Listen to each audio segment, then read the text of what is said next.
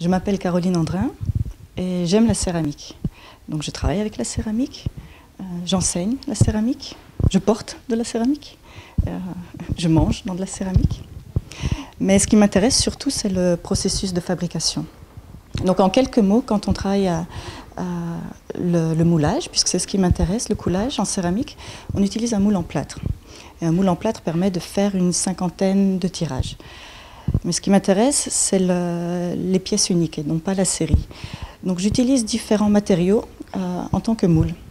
Du carton, du textile, des gants, des bonnets. Dans le travail le plus récent que je présente ici, qui s'appelle Skin Game, game veut dire jeu mais aussi gibier. Il s'agit donc d'une collection de trophées de chasse. Des trophées de chasse réalisés à partir de gants en cuir. Le gant ici sert de moule, donc ce sont des gants qui ont été utilisés en général. Je le découpe, je le réassemble, je le couds et je coule à l'intérieur une argile noire. C'est une argile teintée au manganèse qui est produite ici dans les Ardennes belges. Donc il y a cette collection de trophées et il y a aussi également une série d'accessoires. Parallèlement à ce travail Skin Game, je présente des œuvres plus anciennes que j'avais envie de mettre en dialogue.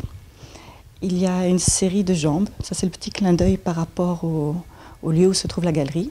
Ce sont des pièces en porcelaine coulées dans des bas.